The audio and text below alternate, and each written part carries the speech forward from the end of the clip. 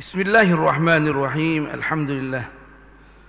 Wassalatu wassalamu ala Rasulillah. Sayyidina Muhammad an-Nabiyil Karim wa ala alihi wa sahbihi ajma'in. Amma ba'du fa inna asdaqal hadithi kitabullah wa khairal hadi hadi Muhammadin sallallahu alaihi wa alihi wa sallam. Wa syarral umuri muhdatsatuha wa kullu muhdatsatin bid'ah wa kullu bid'atin dhalalatun wa kullu dhalalatin finnar atau kama qala sallallahu alaihi wa alihi wasallam. Tuan-tuan, puan-puan yang berbahagia, assalamualaikum warahmatullahi wabarakatuh. Segala puji bagi Allah Subhanahu wa taala yang sudi mempertemukan kita kembali dalam kajian ilmu pengetahuan melalui subjek At-Tasawuf Al-Islami ala minhaji Al-Imam Al-Ghazali.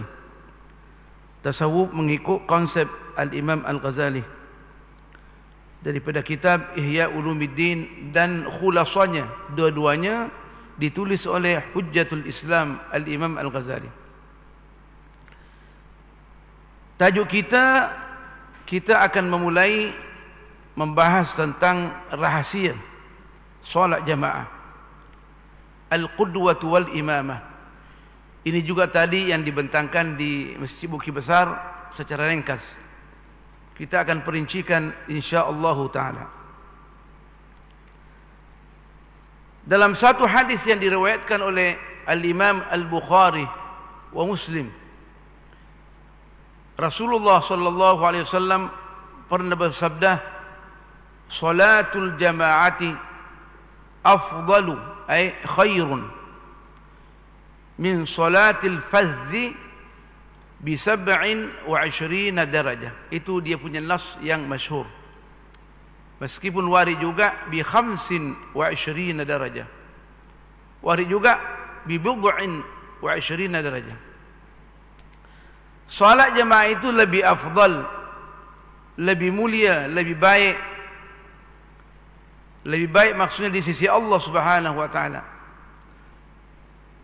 daripada salat bersendirian. Nah, dengan perbandingan bila mana kita salat seorang satu darjah saja, nah belum tentu diterima.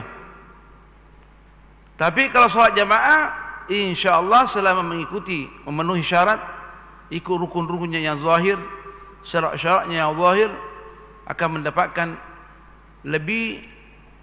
Disebutkan dalam nas ini bisa 27 darajah. Ada juga bi 50 dengan 27 darjah.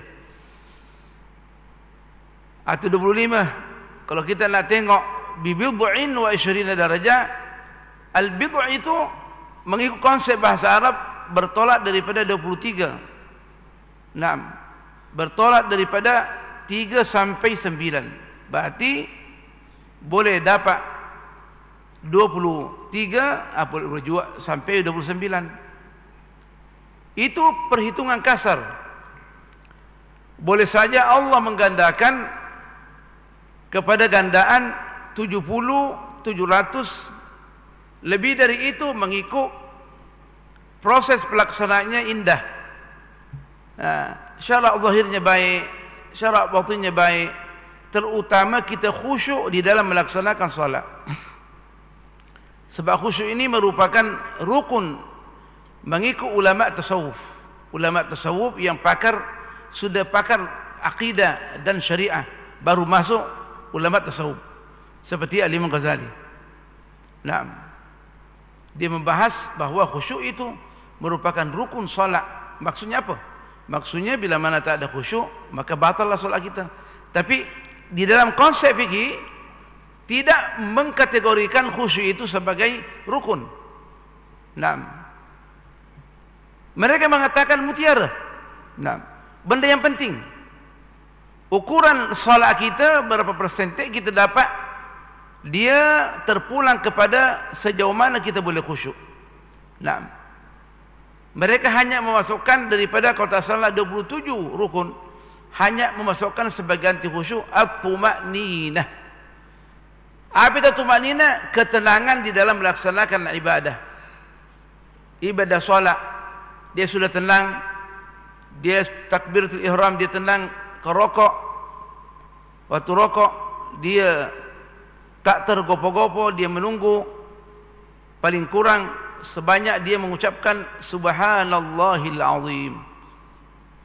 Boleh ditambah wa bihamdi. Sekadar itu sah salat dia. Tumaknina sudah. Kurang daripada itu maka boleh saja tertolak salat dia. Sebaiknya 3 kalilah. Kalau imam tak boleh melintasi 3 kali, kata Imam Ghazali, sebab membebankan makmum. Kalau nak solat di rumah 1000 kali tak apa. Macam wali-wali, rokok lama, sujud lama. Tapi sebaiknya kalau nak rokok lama juga membaca Quran berdiri adalah lama. Tak semestinya kita hafal Quran. Kita ulang-ulangi qul huwallahu ahad, baca 100 kali atau 300 kali, sama dengan kita khatam 100 kali Al-Quran. Cukup indah, hati kita tenang, hati kita bahagia. Doa kita diterima insya-Allah. Baca 290 saja sudah molek. Tapi kita ini orang yang tua, berat sikit. Tapi kau boleh laksanakan insya-Allah. Mulai peha kita tegang. Boleh kita bawasir kena. Sederhanalah orang mengamalkan 70, 30, 33 kali cukup dah. Untuk solat seorang. Atau kita salat di belakang imam, tidak menjaga tata tertib hak daripada makmum. Ada juga imam yang suka panjang-panjang dibaca, memberatkan imam, makmum. Sedangkan Rasulullah sallallahu alaihi wasallam sudah mewasiatkan kepada sebagian sahabat nak jadi imam, kalau nak jadi imam, jaga orang yang paling lemah daripada makmum kita, terutamanya orang tua yang sakit lutut macam kita ni. Yang sudah 60 lebih, yang lipas memang sakit lutut. Kalau tidak sakit lutut tu orang itu orang hebat tu. 60 macam kita ni semua, apalagi 70. Yang bercakap ni 65 insya-Allah. Boleh lagi, tapi kita sudah mulai kena lutut. Nanti akan dibahas. Jadi itu dia punya pahala. Kita semua nak memperolehi pahala daripada solat kita, terutama khusyuk. Bagaimana nak mengikuti imam dan bagaimana imam boleh menjaga hak-hak orang yang diimami. Rasulullah sallallahu alaihi wasallam memberikan persyarat kepada orang yang nak jadi imam. Tentunya mestilah nak jadi imam ni bacaan bagus, tajwid bagus, tahu undang-undang solat. Jadi imam tahu undang-undang solat, tahu masbuk. Bila mana ditanya oleh makmumnya, dia boleh jawab. Dan sebaiknya dia mengetahui, dia boleh menjawab bila mana ditanya apa-apa yang berkaitan dengan fardhu ain itu. Sebab imam ini merupakan tugas petinggi negara, tugas agung, tugas Perdana Menteri, tugas Presiden, tugas Menteri Besar, tugas Raja-Raja. Karena Rasulullah sallallahu alaihi wasallam merupakan awal yang mengambil alih tugas ini. Kemudian Khulafaur Rasyidin, kemudian berpindah kepada orang yang tidak alim. Sebab pertarungan politik. Tetapi tak apa, mengikut konsep Ahlus Sunnah Jamaah, tak apa. Al-umara wal ulama mesti kerjasama. Umara mesti mendengarkan ulama, nasihat ulama mesti diikuti supaya negara boleh berjalan dengan aman. Tak ada masalah katanya. Kita Ahlus Sunnah Jamaah ini cukup molek. Penyelesaian selalu ada. Tak apa. Tapi ikut peraturan dan nasihat ulama kita. untuk selamat dunia akhirat. Naam. Rasulullah sallallahu alaihi wasallam bersabda, al-a'immatu dhumana. Apa itu dhumana? Dhumana jamak daripada dhamin, bertanggung jawab. Imam-imam itu semuanya bertanggung jawab. Ialah imam masjid bertanggung jawab terhadap makmum dia, ketua kampung bertanggung jawab terhadap masyarakat kampung dia, menteri besar bertanggung jawab kepada negeri dia, perdana menteri bertanggung jawab kepada negara, dan begitulah seterusnya. Nah, akan ditanya oleh Allah Subhanahu wa ta'ala, kullukum mas'ulun, semua kamu semuanya akan ditanya. Kata Rasulullah SAW, wa kullukum mas'ulun an ra'iyatih, dan semua engkau akan ditanya tentang bawahan dia, bagaimana nak menangani amanah yang Allah pikulkan. Makanya itu banyak orang yang ulama-ulama kita dulu nak diberikan pangkat qadhi, hakim, lari dari rumahnya. Ditengok esok kita akan dilantik sebagai hakim dan qadhi, dia lari dah, subuh-subuh lari dah. Orang kata tok kadil lari, tak ada katanya. Ada di rumah dia katanya, bakar rumah dia kalau dia tak mau keluar. Nah, kalau semua tak jadi kadhi, siapa nak jadi qadhi? Nampak rumah kosong. Sampai gitu dulu. Itu memenuhi syarat. Saya juga yang terbaik, kita nak dilantik sebagai jawatan yang tinggi, mesti alim, tahu peraturan, dan jangan minta. Kalau dilantik jangan tolak, Allah akan tolong. Ini lari. Kalau lari, sebagian ulama-ulama ini terlalu tasawufnya tinggi, dia lari. Kalau lari siapa nak jadi qadhi? Nah, jadi kita mempersiapkan diri kita, kalau dilantik oleh kerajaan terima, selama tidak minta. Biasanya yang minta ini biasanya dia tidak memenuhi syarat. Nah, biasanya lah. Jangan kecil hati pula. Nah,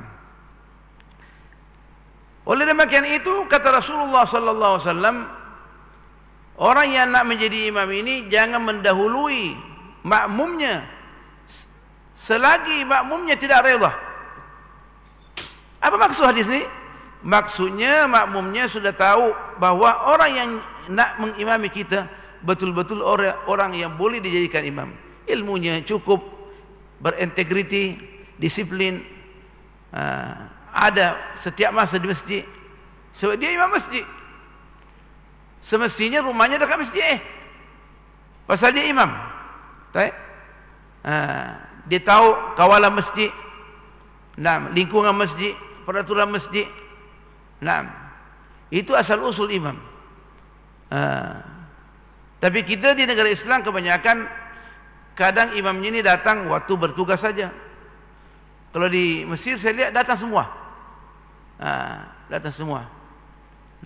Makanya kalau kita sembahyang tarawih, imamnya salah, 1000 orang yang perbaiki di belakang. Mesir penjual sayur pun hafal Quran. Penjual sayur hafal Quran. Yang jaga jalan train itu hafal Quran. Allahu Akbar. Saya naik tukang taksi daripada Madinat Nasr nak pergi belajar di Azhar, naik taksi, tukang taksinya hafal Quran. Allahu Akbar. Dia tengok kita pelajar tak ambil piti pun. Allahu Akbar. Boleh cakap agama lagi. Allahu Akbar.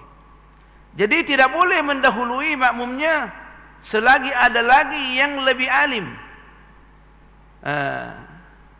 Sebab bila mana orang yang alim menjadi makmum, imamnya bukan alim, maka dalam mazhab kita boleh tak sah salat dia. Jadi tidak ada masalah kalau imam dilantik, tidak ada masalah, mempersilahkan. Apalagi kita sudah tahu bacanya bagus, mempersilahkan. Salah seorang imam makmum yang alim untuk sekali-kali menjadi imam, apa salahnya?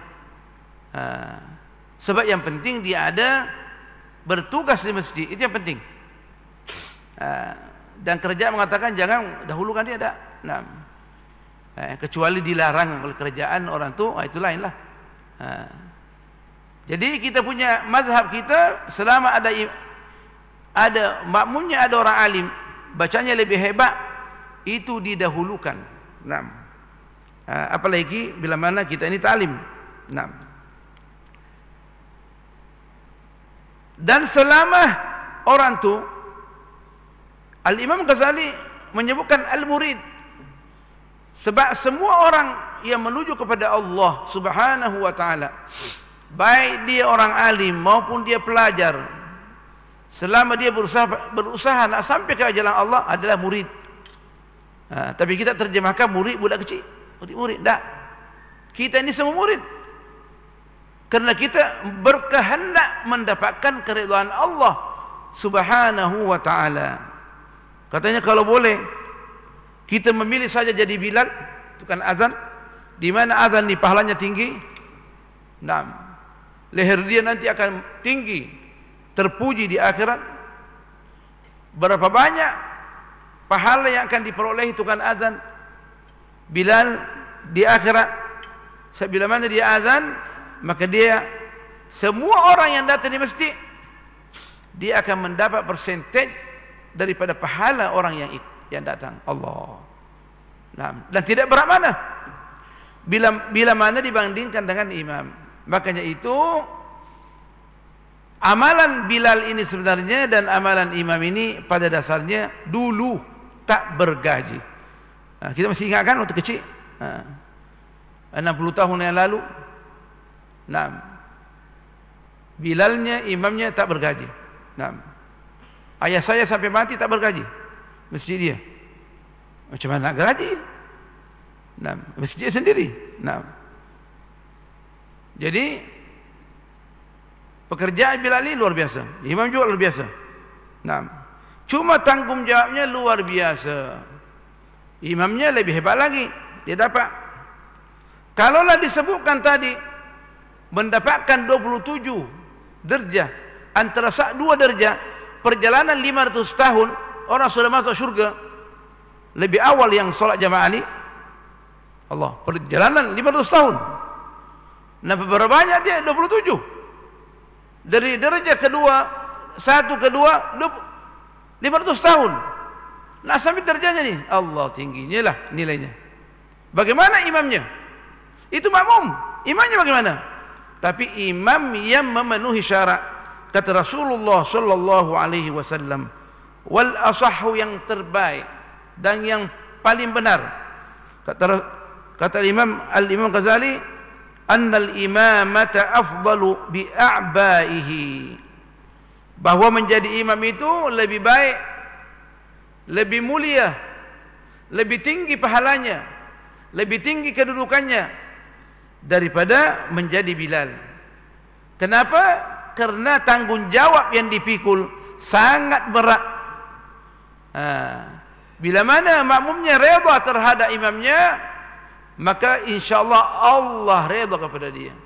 Tidak redha, berarti Allah tidak redha kepada dia. Dia akan tanggung dosa-dosa orang yang ikut salat dengan dia, belum lagi mendapat kutukan.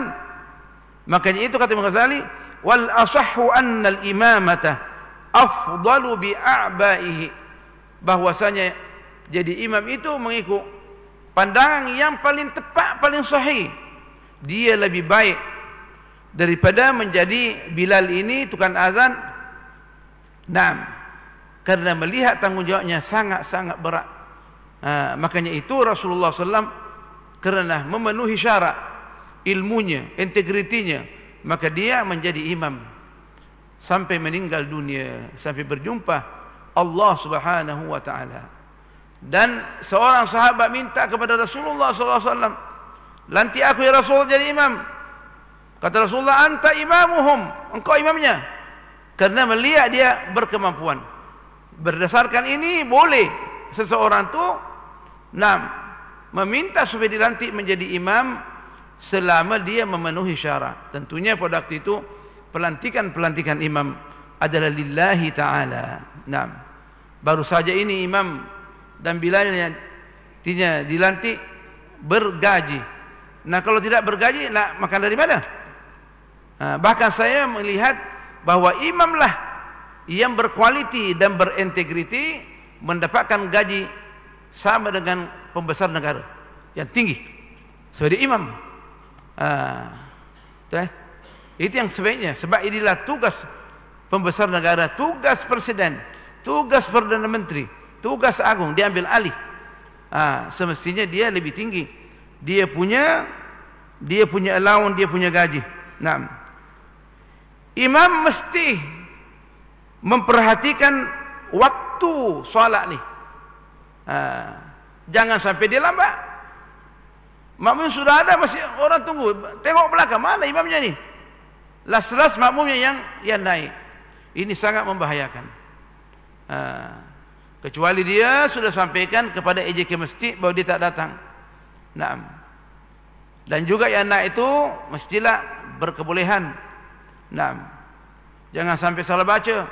Terutamanya Al-Fatihah, mesti dia talaqi daripada ulama yang pernah menerima daripada ulama sampai kepada Rasulullah sallallahu alaihi wasallam. Makanya itu penting kita memperbaiki bacaan kita terhadap terutama Al-Fatihah.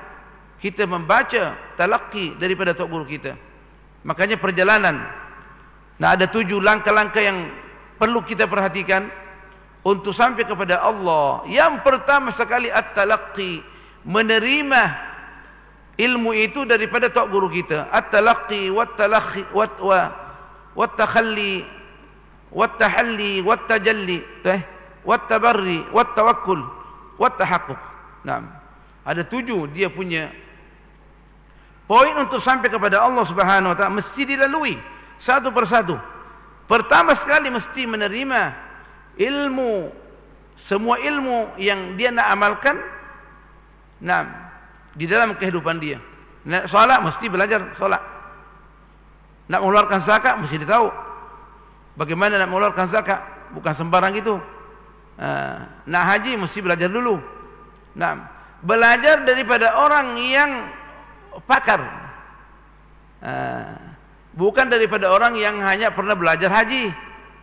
Nah, pernah umrah, tak, belum tentu.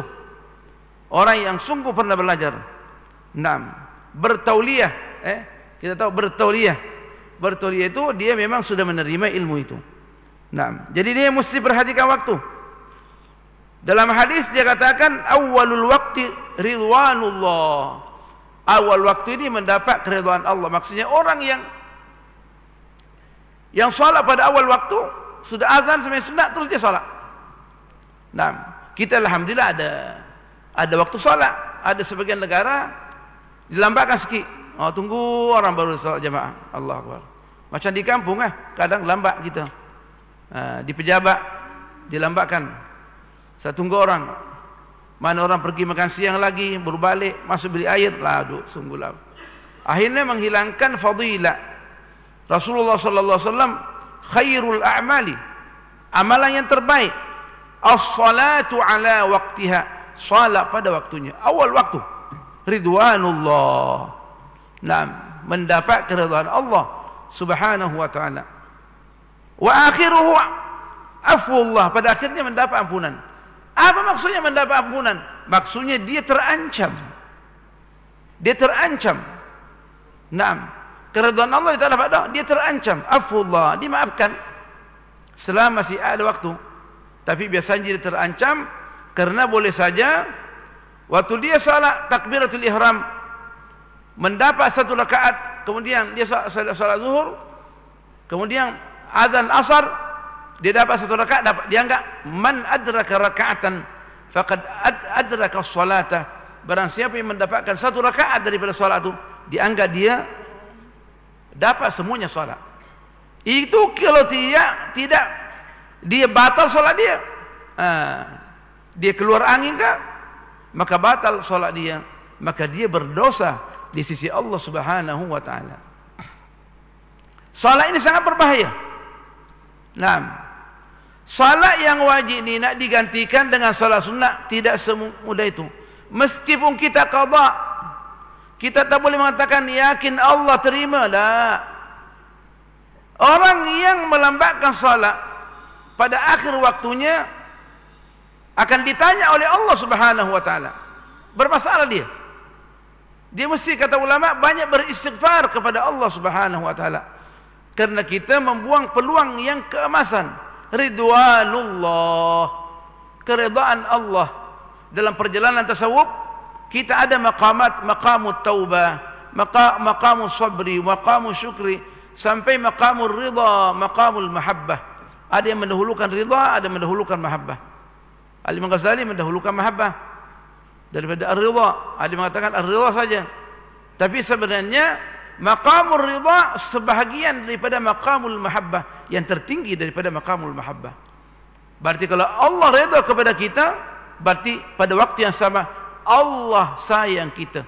Nak minta apa saja Allah akan tunaikan.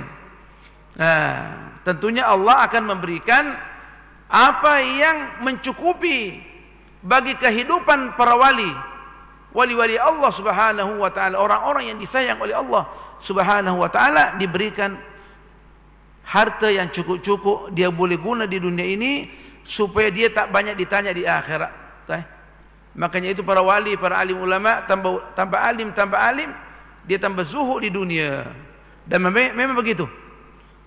Sayyidatuna Aisyah kata, dunia tidak masuk di Madinah selama Rasulullah sallallahu alaihi wasallam masih hidup. Rasulullah meninggal dunia baru masuk di Madinah. Nah, Sayyidina Umar tercengang waktu di zamannya pemerintah. Dunia masuk, Allah, ini fitnah sungguh. Diriwayatkan bahwa di zamannya kalau dibuka dunia berarti dibuka pintu fitnah. Makanya Sayyidina Umar adalah dia ditikam, perut dia robek habis. Nah, karena kekuasaan, orang nak ambil kekuasaan. Di zaman Utsman, Sayyidina Utsman dipenggal juga. Nah, Sayyidina Ali dibunuh juga. Orang merebut kekuasaan. Nah, tapi mereka itu al-khulafa'ur rasyidun, orang-orang yang diridhai oleh Allah Subhanahu wa taala.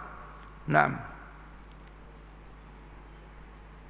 Kata Rasulullah sallallahu alaihi wasallam, naam. Di sini Al-Imam Ghazali memberikan perbandingan wa ridwanullahi aula min afwillah. Tentunya sangat jauh perbandingan antara afwullahi wa ridwanuh. Kita nak mendapatkan ridwanullah sama dengan salat Jumat.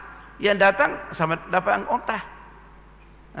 Datang kemudian kemungkinan dapat dia kerbau, dapat dia kambing, dapat ayam, kemudian las-las iman anun nak naik dah dapat telur. Dia punya elon dapat telur. Imam sudah naik di mimbar, sudah assalamualaikum baru dia masuk, dan para malaikat ikut mendengarkan dan tutup buku. Tak dapat apa-apa fadilatnya, tak mendapat hadiah yang diingini di dalam fadilah salat Jumaat. Nah, sebab sibuk dah para malaikat nak mendengarkan. Malaikat juga nak ikut, mengatakan hati-hati bercakap, mengatakan kepada orang alim, hati-hati bercakap. Bukan berarti kritikan para malaikat hati-hati bercakap maksudnya kalau memenuhi syarat sahaja. Tak. Orang alim nak bercakap mesti bercakap mengikut realiti data yang ada, baru bercakap. Tapi malaikat kata hati-hati bercakap.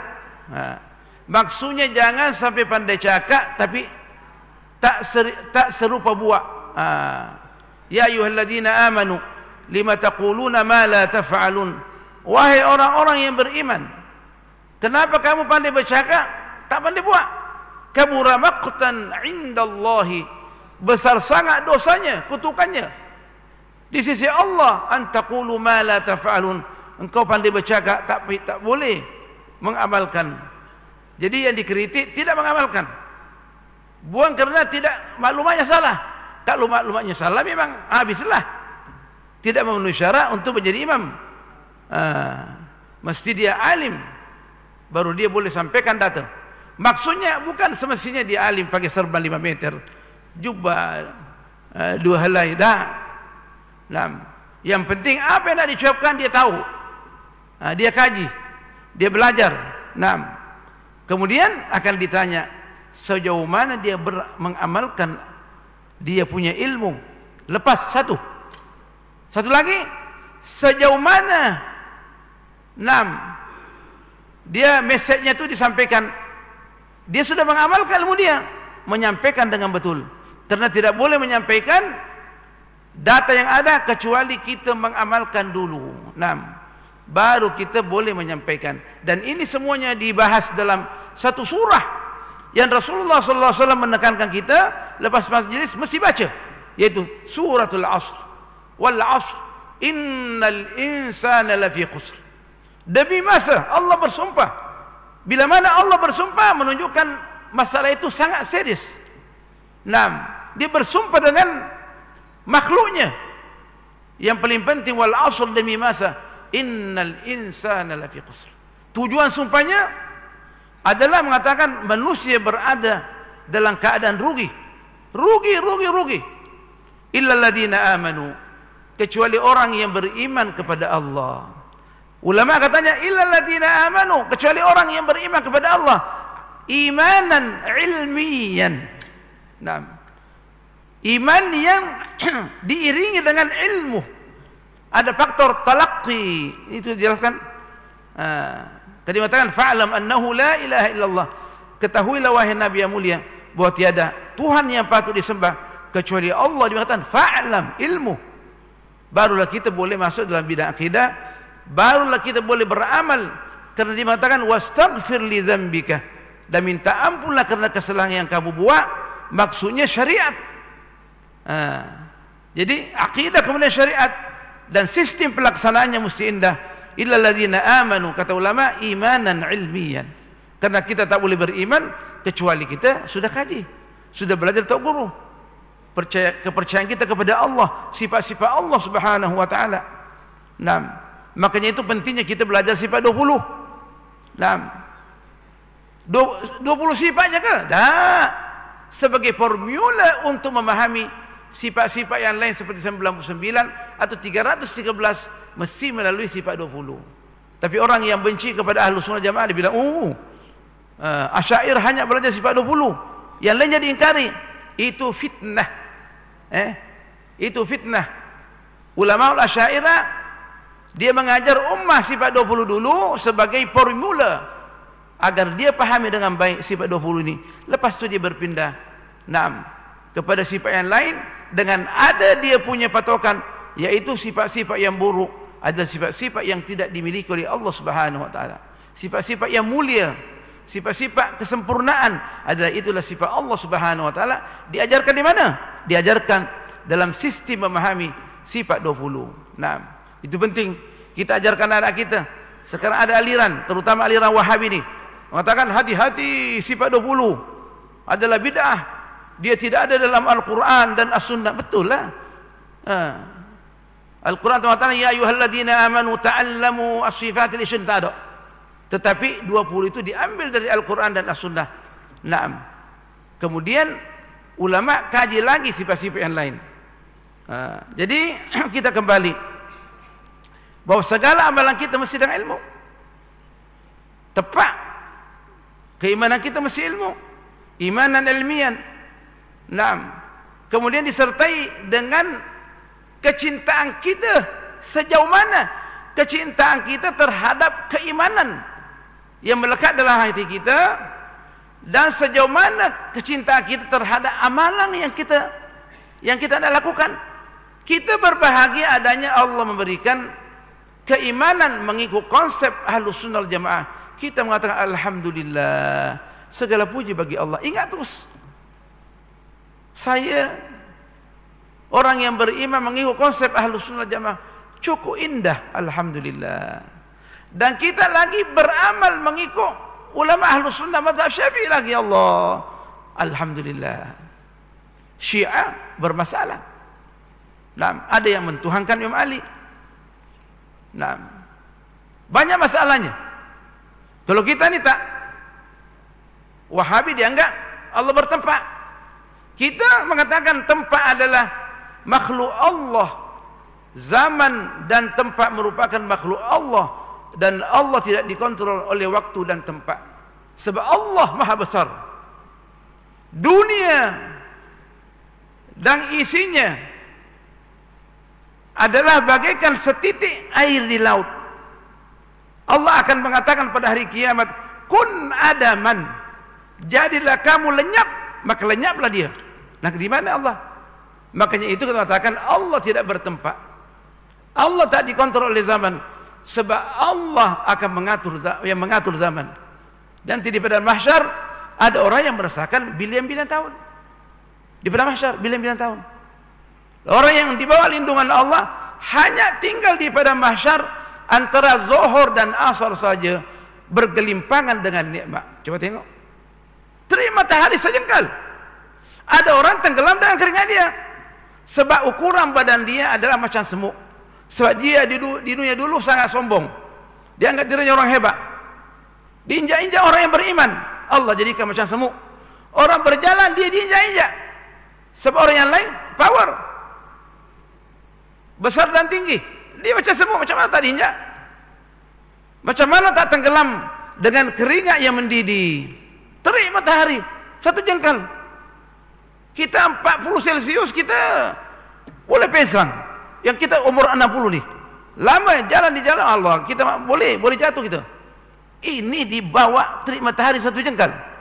Tapi orang yang diridhai oleh Allah ada 7 yang dikatakan dalam hadis, di bawah lindungan Arsyur Rahman, terutamanya pembesar negara. Bila mana adil dalam melaksanakan tugas dia orang yang pertama diberikan perlindungan oleh Allah Subhanahu wa taala. Dia akan menunggu di padang mahsyar antara zuhur dan asar saja. Allah, cantiknya. Di antaranya orang yang hatinya selalu melekat di masjid. Sikit bila salat zuhur ni, bila salat asar ni, Allah, cantik sungguh. Dia rindu kepada rumah Allah Subhanahu wa taala. Kalau boleh dijadikan masjid ini rumah dia, Allah. Tak pernah absen dalam salat jamaah. Allahu akbar. Dan salafus saleh katakan, aku tak pernah absen pun dalam takbiratul ihram di belakang imam. Allah, itu yang indah tuh. Yang disebutkan dalam hadis yang sahih. Ada 3 perkara. 6. Beda. 5 minit lagi. 5 minit. Ada 3 perkara waktu imam ini jadi imam, dia mesti perhatikan. Ada namanya as-sakatat as-salas. Nah, dia mesti diam dulu sesudah takbiratul ihram. Di dalam mazhab kita, sesudah takbiratul ihram, maka dia diam lama untuk memberikan peluang kepada makmumnya membaca duaul iftitah dengan tenang, sebab dia sunnah muakkadah untuk menjadikan dia punya salat mendapatkan khusyuk. Dia baca Allahu akbar kabira walhamdulillahi katsira wa subhanallahi bukratan wa asila.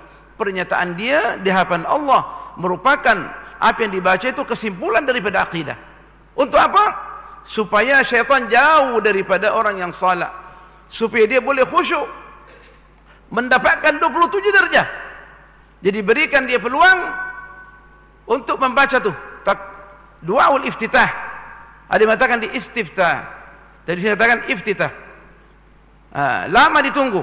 Sebagian orang yang tidak membaca hadis dia kata bid'ah nih, bid'ah. Ini masalahnya, saya skip bid'ah orang-orang Wahabi ini. Tak ada yang kecuali bid'ah, dia saja yang tak bid'ah.